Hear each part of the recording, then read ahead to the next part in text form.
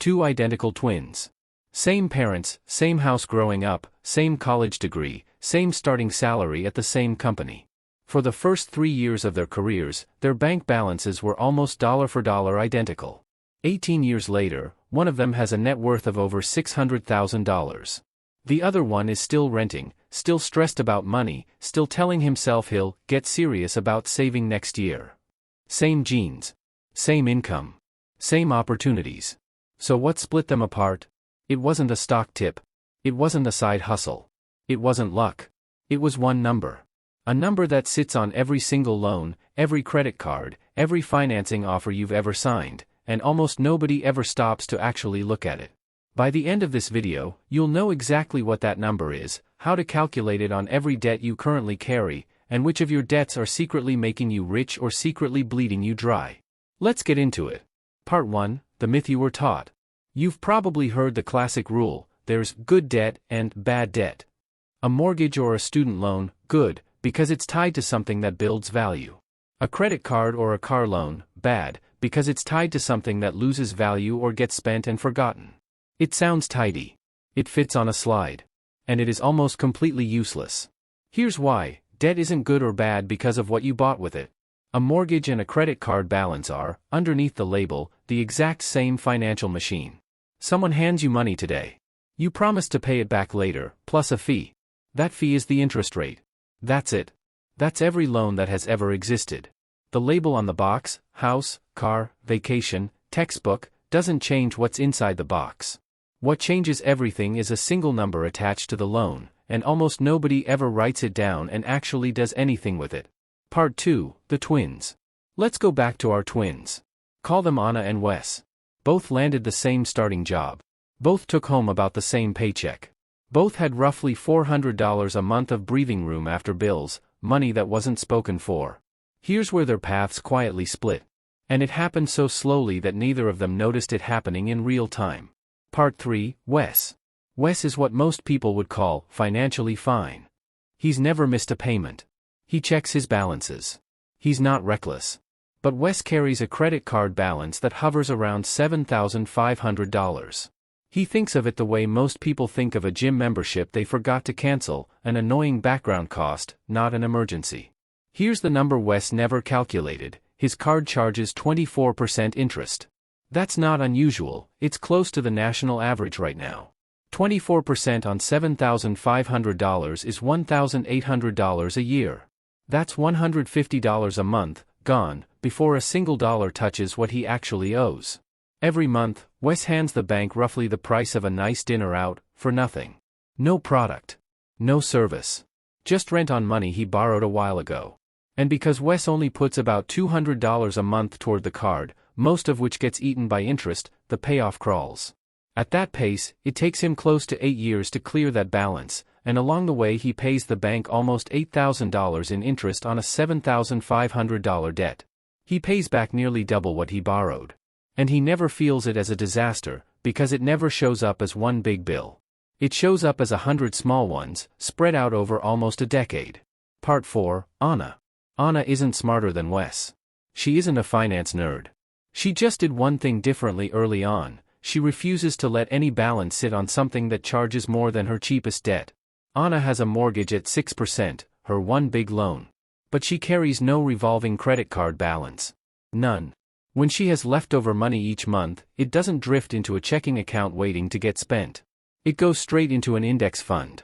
Say Anna invests that same $400 a month that Wes is quietly feeding to his card. At a historical stock market average of around 10% a year, here's what happens.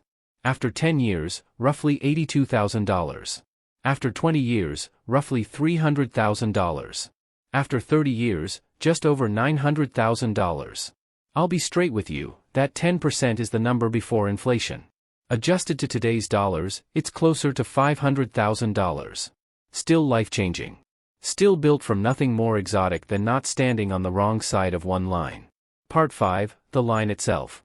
So what actually separates Anna from Wes? It's not income. It's not willpower. Wes pays every bill on time, remember. It's not even whether they have debt, because they both do. It's this: Anna's money is parked somewhere earning more than her debt costs her. Wes's money is parked somewhere. his card balance, costing him more than his money could ever realistically earn. Here's the line, in plain terms. Above about 8% interest, pay it off aggressively. There is no reliable, legal way to consistently earn more than that anywhere else.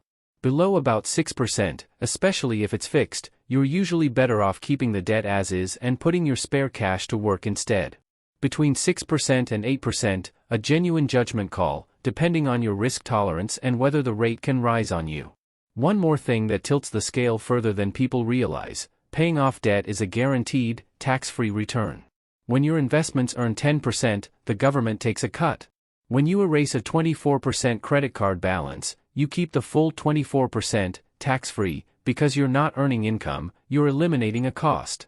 That means paying off Wes's card isn't just responsible. It's mathematically the best investment available to him, better than the stock market, better than any savings account, guaranteed, and untaxed. It was sitting in his mailbox the entire time, dressed up as a bill. Part 6, How the Wealthy Use this same line. You've probably heard that wealthy people use debt to get richer, like there's some secret trick locked behind a velvet rope. There isn't. It's the exact same line, just run at a bigger scale. Instead of selling investments and triggering a tax bill, wealthy individuals often borrow against those investments at a low rate, while the assets stay invested and keep growing. Borrow cheap, stay invested where it's earning more. The same rule Anna is running on her mortgage, just with more zeros attached. Here's that idea shrunk down to a normal person scale. Imagine you need $20,000. You could sell investments and get hit with capital gains tax, or you could borrow against your portfolio at, say, 7%, while your investments keep compounding at 10%. You keep the spread, and you delay the tax bill. To be clear, this isn't a beginner move, and it carries real risk. If your investments drop sharply, that loan can get called at the worst possible time. I'm not telling you to go do this tomorrow. I'm showing you that the secret isn't secret. It's the same line, just applied with more confidence and more risk tolerance. Part 7, Run your own numbers. Here's your homework, and it takes about 5 minutes. Write down every debt you have and its interest rate next to it. Then sort them, highest rate to lowest. A payday loan or buy now pay later balance near 30%, treat it like a 5-alarm fire. A credit card around 22 to 24%, tax this before almost anything else.